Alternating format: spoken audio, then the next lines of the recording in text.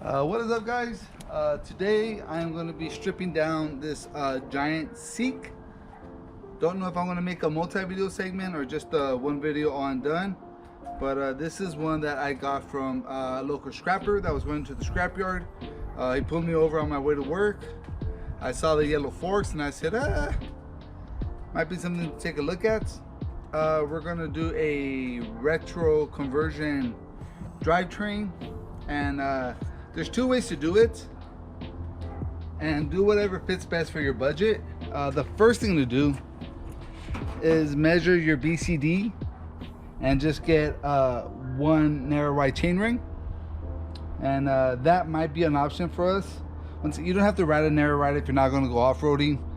This one might see some actual off-roading, gravel and stuff like that, so I'm going to go narrow wide. Option B, if you want to spend some more money, is you go with a crank and wide narrow wide combo. Both of them are fairly cheap. AliExpress has them really cheap. Even Amazon has them pretty cheap. One of my big concerns is stripping everything. So let's go ahead and just start breaking everything down. Start with the back wheel.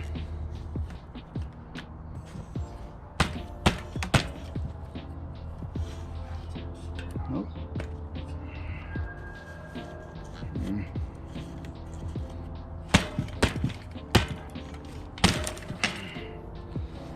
Stuck. And this is a 8-speed cassette. 1, 2, 3, 4, 5, 6, 7, 8 with the Altus rear derailleur.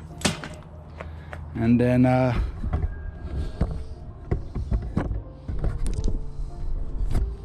go ahead and get the front one.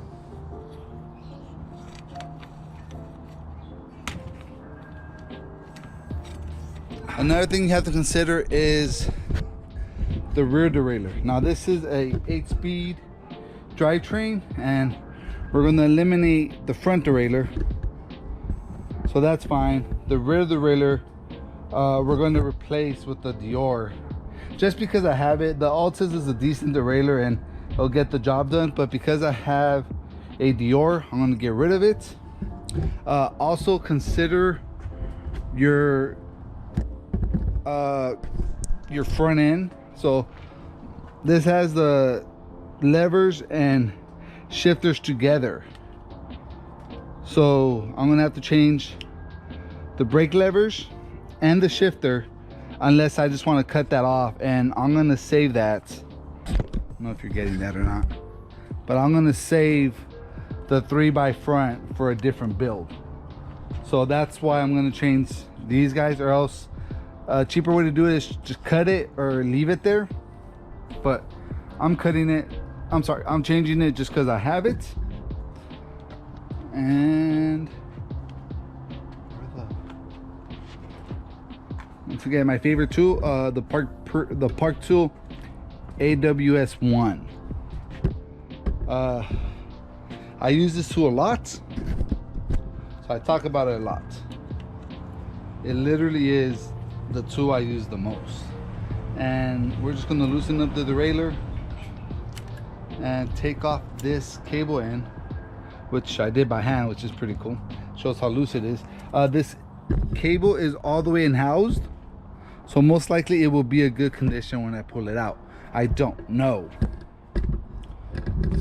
The front derailleur took me a very long time to take off, so I went ahead and speed up the process. And in case you're wondering why I get scrap bikes so cheap, it's because scrap metal is paid at 5 cents a pound. So a 30-pound bike will get you about $1.50 to $2. So that's why I get them cheap from the scrappers. We got the cable out. There we go. Let's go ahead and lock that back up. I don't want to cut the chain, so I'm gonna look for a quick link. And if it doesn't have it, unfortunately it did not have a master link, and I'm just gonna show you guys how dirty the bike is right now. The reason I switched to voiceover is because my neighbor decided to do some yard work at this particular time, and I wasn't gonna be like, hey, I'm trying to film a video over here, can you shut that off for 20 minutes? So I let him do him, and I just decided I'm just gonna film, and I'll do a voiceover and editing. Here you see me taking off the bottle cage just to make it a little bit easier to clean, and I put the bolts back because I lose everything, so that just makes it easier. I was gonna take off the cranks, but always easier to take off the pedals while the cranks are on, so I decided to take off the pedals first before I took the crank arms off. Taking off the crank arms always makes me a little nervous, just because I have stripped so many crank threads, I guess would be the proper terminology for it, but I tried taking them off. I did upgrade to a really nice Park Tool crank puller, just because I didn't want to blame the tool. If I strip a crank, it's because it's either stuck or it's my fault. I don't want to blame the tool. Here you see how dirty the other side of the bike is. You see the spider webs, you see all that debris right there. So it was probably sitting for a long time. And guys, like, I know I said I don't want to blame the tool, but the Amazon crank puller will work too. It's just this one has a built-in handle. The threads are a little bit nicer, so it does work a little bit better than the generic Amazon one. Just test fitting the driver's side crank, and then I still go looking. That's when I noticed that it didn't have a master link. So I got my chain cutter, which once again, I just don't like cutting chains, just because I feel like it makes him weaker at that particular point. But you know, probably just me. I don't know if I'm going to reuse this chain. It wasn't stretched out, but it was rusted, so I might do a cleaning and then put it back in. Not really sure. I'm gonna take off the rear Atlas derailleur. Once again, it's a decent derailleur. It would have done the job for the style of riding I'm gonna do, but just because I have a Dior, I'm gonna put it on because I have a Dior and matching shifter, so that's why I did it. Obviously I have to get the cable off, so I'm attacking the rear brake now. And before I took this off, I was considering just cleaning around it, because the brake worked really well when I was just like kind of pushing it around, testing everything. The shifters didn't work, but the brakes were pretty on point. I did decide to take them off just because I wanted to give it a thorough cleaning, and I wanted to get into more of those intricate parts to give it that better cleaning. I'm checking the brake pads to see how much brake pads I have left, and surprisingly I had a lot of brake pads left. So I don't know if this bike was just stored for a long time or used a lot. I don't know.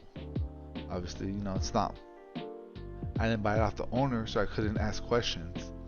And here you see me using a pick tool to take off a clamp for the cable on the brake side. I like using zip ties, but if it has clamps, I'll use the clamps. And then you see me using a torque style Allen wrench to get these cables off. I kind of like that it doesn't have brake boses or brake, whatever you call them. I like that it has these style of clamps on it. It just gives it a different vibe than anything else that's out there, and makes it look a little bit different, which is pretty cool. I think it's cool. Here you see me just kind of readjusting everything, seeing how everything's going, and I'm gonna tackle the front brake right now, which once again, that little clip right there, surprised they didn't break. They usually break. And as I'm taking off the brake, I really don't like that stem, so I'm gonna be changing the stem, probably keeping the bars, definitely keeping the forks yellow, because I like the yellow. I think the bike might need even more yellow in my opinion, But here I am putting the screws back again because I lose screws. So can't lose them if I put them back. I'm gonna take off the headset, and that would be the end of the teardown video, guys. I do some more cleaning and light building after this, but I didn't come out the way I wanted it, so I'm probably gonna do a separate video for that. So for right now, guys, teardown's complete. Build video coming next.